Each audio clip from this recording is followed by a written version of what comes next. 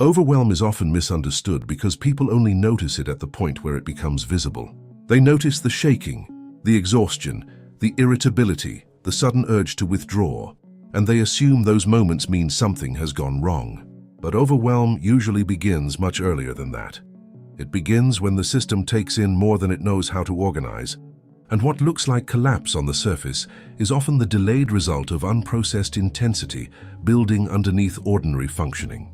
That matters because many people still imagine growth as something that should make them feel stronger in obvious ways. They expect clarity to simplify the body, not complicate it. They assume that if awareness is increasing, then capacity should immediately increase with it. Yet awareness and capacity do not always grow at the same speed. Sometimes awareness widens first, and the nervous system spends a long stretch of time trying to catch up to what the mind or deeper self has already begun to perceive. This is why overwhelm can feel so confusing during genuine expansion.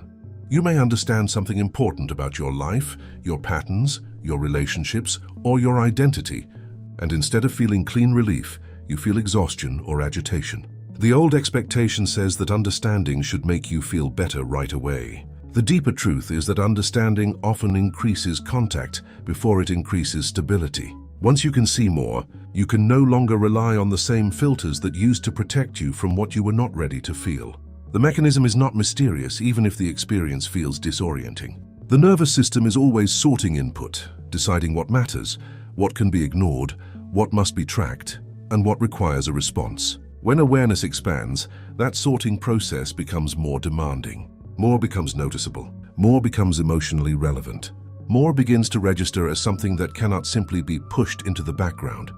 And the effort required to hold all of that at once becomes what you call overwhelm. Most people misread that effort because they think overwhelm proves weakness. They hear their own fatigue and assume they are less capable than they hoped. They feel themselves pull back and assume they have regressed. But pulling back is not always evidence of failure. Sometimes it is the first intelligent response the body has made in a very long time. A system that has spent years overriding its own limits will often interpret any honest slowdown as defeat, simply because it has confused endurance with health for too long. You may notice something important when you begin watching this pattern closely. What feels like collapse is often not the first break in the process. The first break happened earlier, when the system kept absorbing without integrating, kept performing without recalibrating, kept adapting without rest. By the time overwhelm becomes undeniable, it is usually revealing a mismatch that has already been present for some time. It is less a sudden breakdown than a delayed exposure of accumulated strain. That changes the meaning of the experience. If overwhelm is only viewed as a problem, the instinct will be to shut it down as quickly as possible. You will try to force yourself back into productivity, certainty, social contact, decision-making, or emotional steadiness before the system has actually reorganized. But if overwhelm is understood as signal, the response becomes more intelligent. You stop asking how to make it disappear fastest and start asking what the system has been trying to carry without enough support.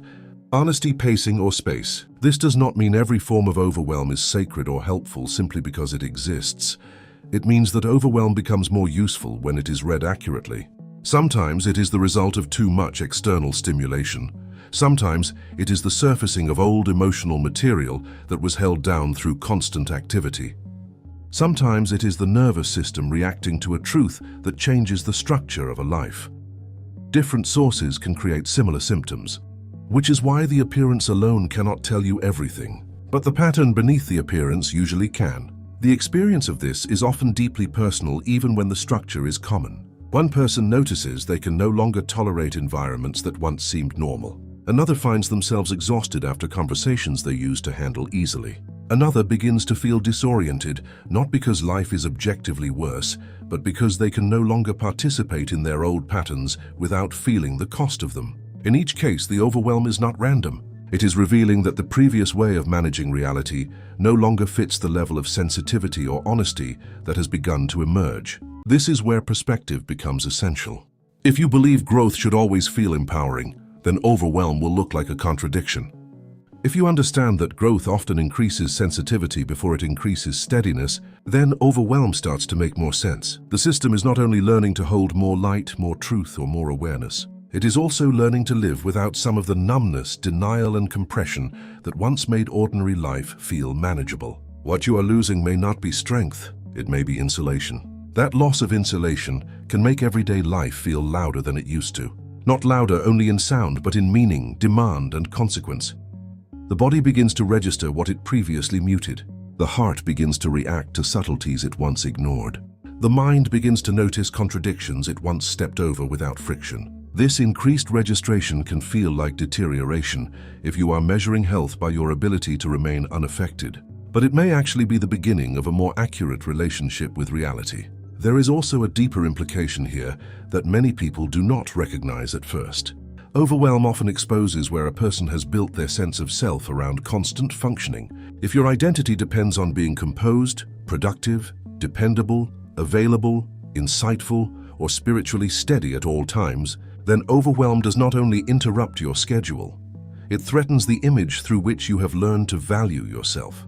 That is one reason it feels so charged. It is not only sensory or emotional strain, it is also the pressure of identity being confronted by limitation. When limitation appears, old interpretations rush in quickly. You may tell yourself that you are falling behind, becoming unstable, losing your edge, or failing your own process. Yet those interpretations often come from the same mindset that created the strain. They assume that worth is proven by uninterrupted performance. They assume that healing should remove need rather than teach relationship. They assume that maturity means feeling less and less affected, when in many cases maturity actually means becoming more responsive without becoming consumed. This is why overwhelm is not the opposite of growth. It is often one of the places where growth becomes undeniable. Something in you is no longer willing to keep paying the old price without protest. Something in you is no longer willing to keep adapting beyond your actual capacity while calling that resilience. Something in you is beginning to insist that expansion must include integration, or it will distort into pressure. That insistence may not feel graceful at first, but it is often the beginning of a wiser order. The practical shift is not to glorify overwhelm, but to stop mislabeling it. When you stop treating it as proof of failure, you become able to learn from it without collapsing into it. You begin to ask better questions. What has increased that I have not yet made room for? What am I still trying to carry in the old way? What truth has become visible that my system has not yet learned to live with calmly? Those questions do not instantly solve the experience, but they begin to turn overwhelm from an enemy into information. And once that begins, something subtle changes. The experience may still be intense, but it is no longer meaningless. You begin to see that the system is not only protesting, it is communicating limits, transitions, mismatches, and unfinished adjustments. What once felt like a sign that everything was collapsing starts to reveal itself as a more exact signal about what cannot continue unchanged. From there, the teaching moves deeper, because the real question is not only why overwhelm happens, but what kind of life becomes possible once you stop mistaking every increase in intensity for a fall backward. What changes once this is seen is not only how you interpret overwhelm, but how you respond to yourself inside it. If you still believe overwhelm means regression, you will meet it with panic, shame, and urgency. You will try to correct yourself before you have even understood what is happening.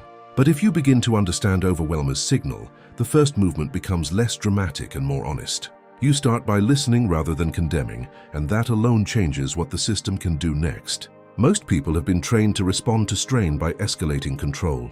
They tighten their schedule, demand more discipline, push for faster clarity, and try to prove that they are still functioning. That response makes sense in a world where worth is measured by output and composure. But it often fails during real overload, because the problem is not a lack of effort.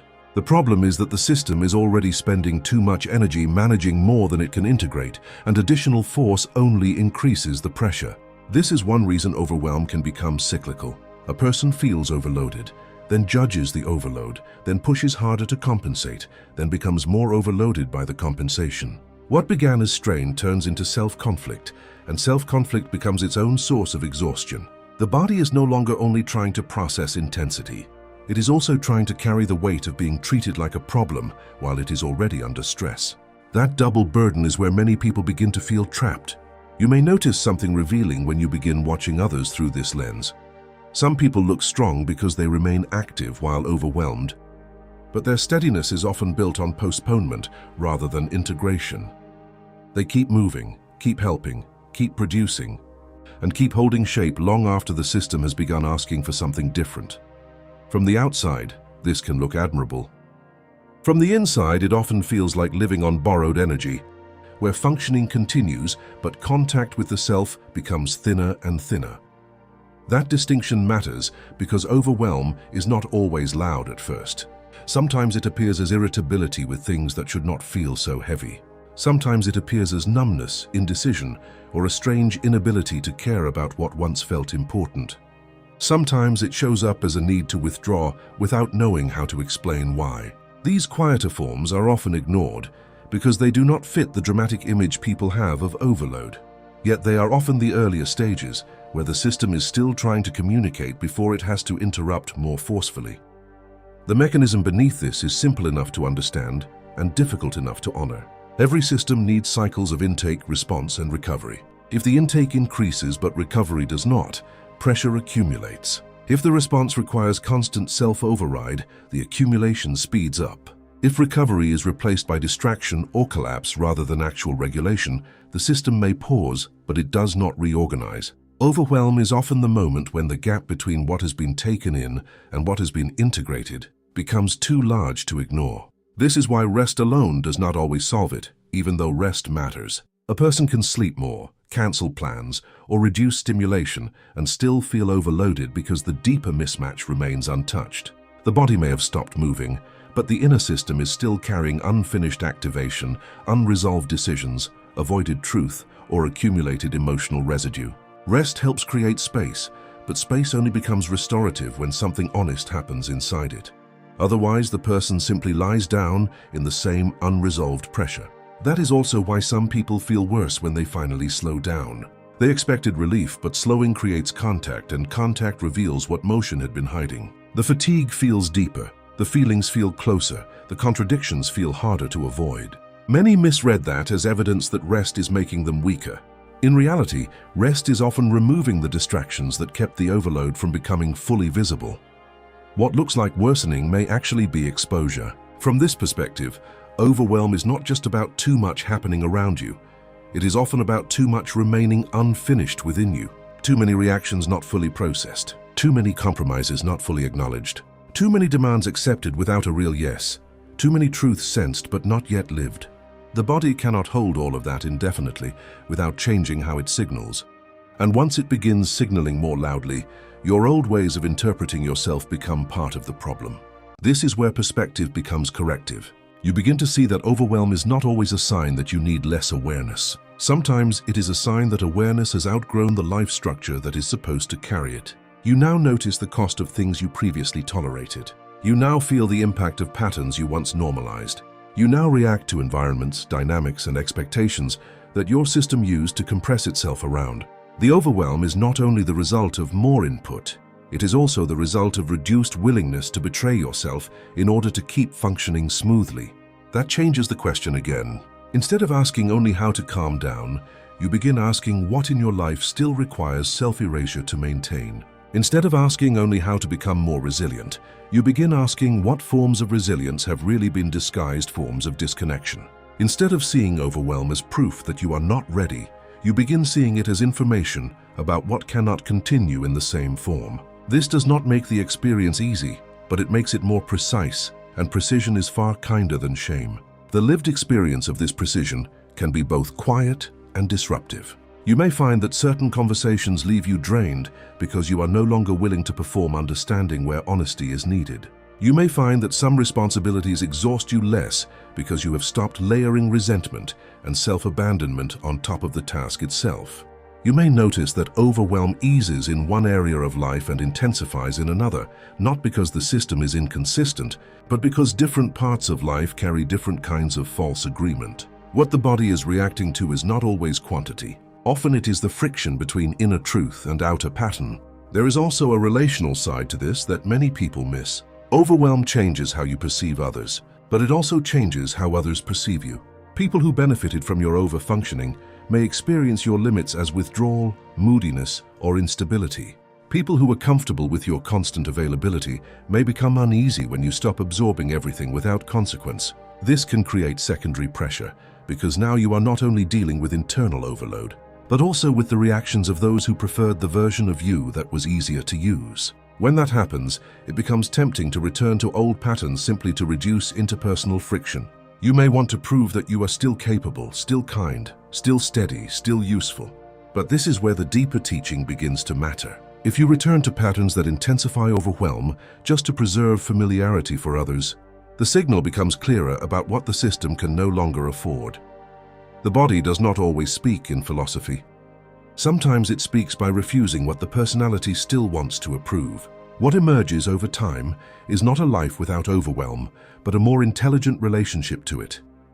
You start noticing earlier signals. You recognize the difference between temporary intensity and cumulative overload. You become less impressed by your own ability to push through and more attentive to your ability to remain honest. You learn that stability is not built by never reaching the edge, but by responding to the edge before it has to become a cliff. In that sense, overwhelm can become one of the teachers that restores proportion, and proportion changes more than comfort. It changes what becomes possible. When a person stops treating every overload response as failure, they become more willing to reorganize life at the level where the strain is actually being created. They make different decisions about pace, exposure, commitments, recovery, and truth-telling. They stop using all their energy to maintain appearances, and begin using more of it to build structures that match their real capacity. That shift may look modest from the outside, but it quietly alters the whole field of a life.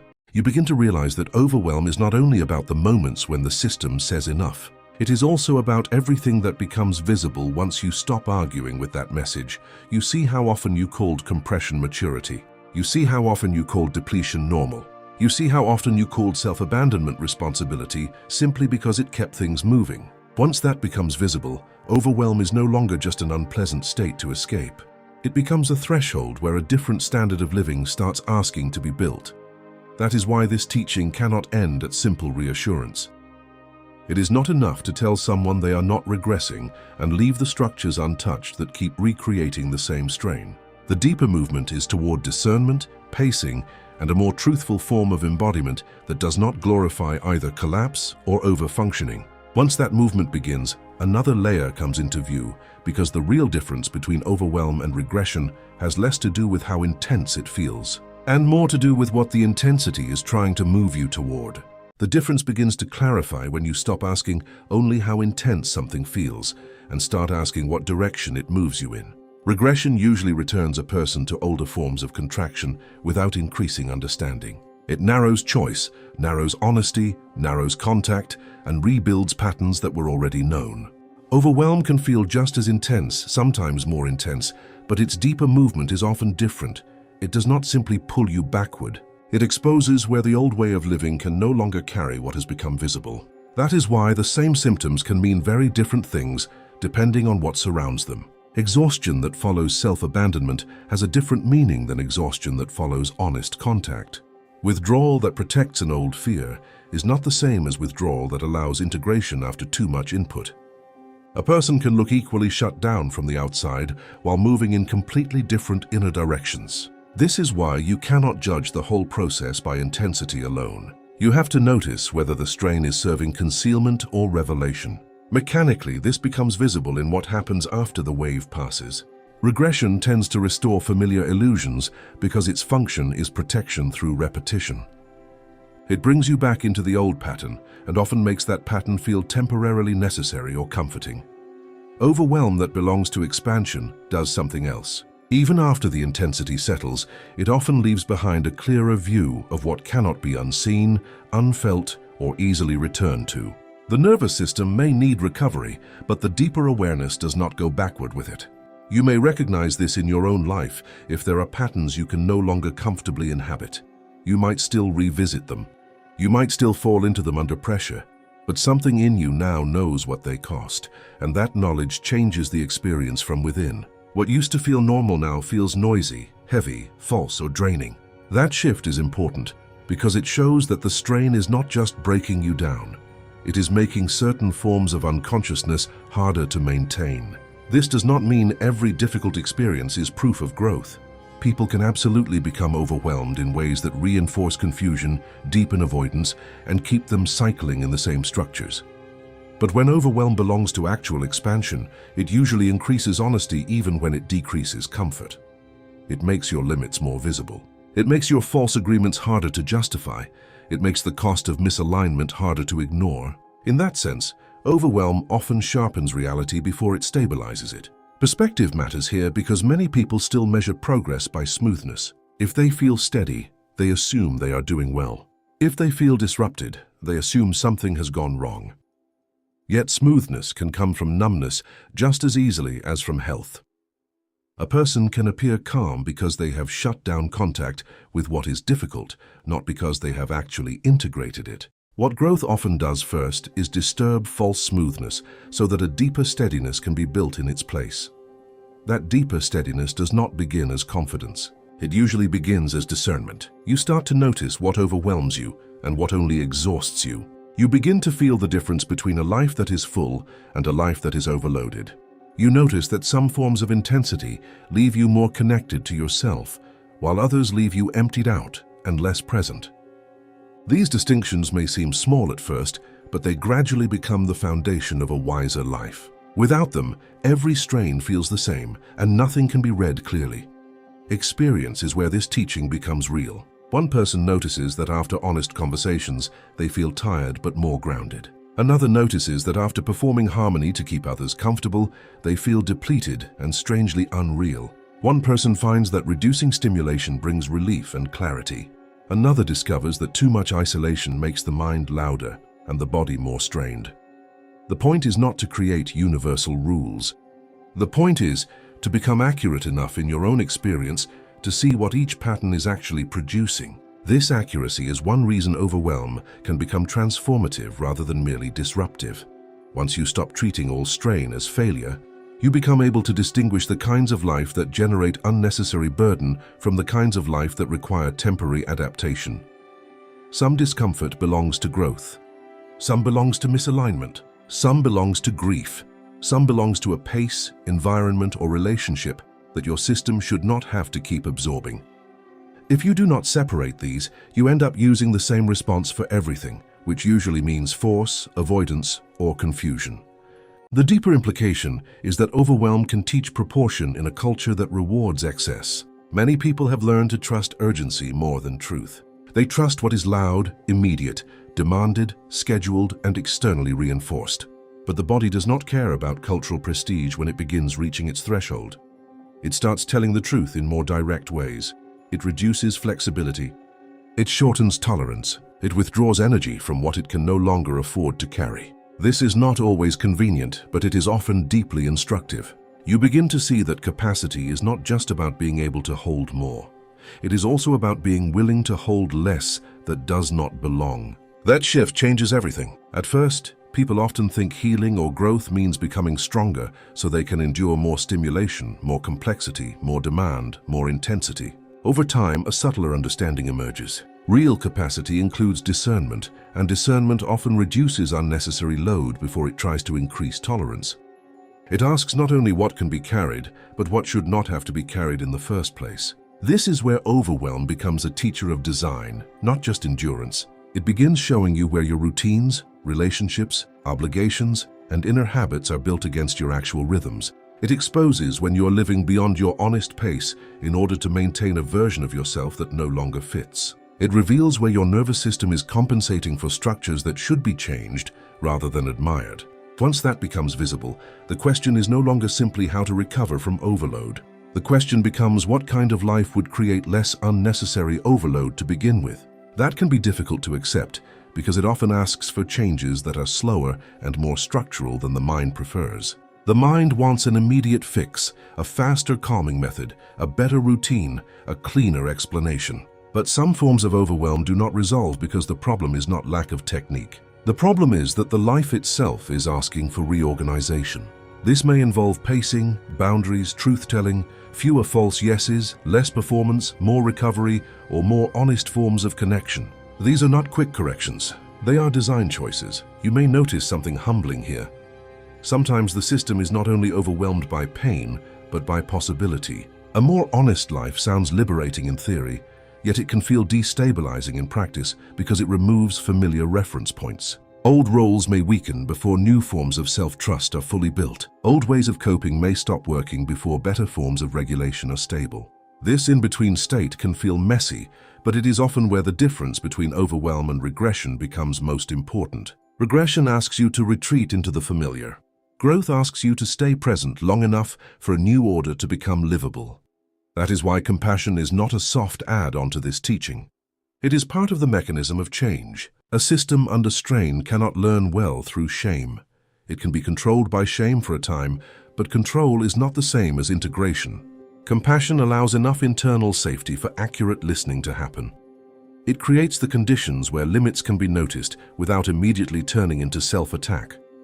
And from that place, discernment becomes possible in a way that force can never quite produce. Over time, you begin to understand overwhelm less as a verdict and more as a threshold event. It marks the point where something important can no longer remain hidden behind momentum. It forces reality into the room. It asks, what is actually too much? What is unfinished? What is false? What is changing? What is no longer sustainable? And what is asking to be built differently? Sometimes the answer is more rest. Sometimes the answer is less self-betrayal.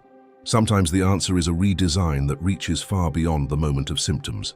The intensity alone does not tell you which answer is true, but it often tells you that one of those questions can no longer be postponed. This is where the teaching finally becomes useful in ordinary life. You stop treating every wave of overwhelm as proof that you are broken or falling behind. You start meeting it as information that deserves interpretation rather than panic. You become less interested in restoring your old tolerance at any cost, and more interested in understanding what that old tolerance was built upon. You begin to sense that a nervous system is not failing simply because it protests. Sometimes it is becoming too honest to keep supporting a life that asks for constant inner distortion. And once you begin living from that honesty, even imperfectly, another kind of steadiness starts to appear. It does not come from never being shaken. It comes from recognizing the difference between being shaken by growth and being worn down by contradiction. It comes from learning that not all intensity is the same, and not all disruption means decline. In that recognition, overwhelm stops being only something to survive. It becomes one of the places where a more truthful relationship with pace, capacity, embodiment, and self-trust begins to form. And from there, the next pattern becomes much easier to see. If this transmission resonated, the spiral continues. You did not arrive here by chance, and you do not leave unchanged. More teachings are unfolding across the Vaharat library, each one meeting you where you are, not where you think you should be. Follow resonance. The next threshold is already listening.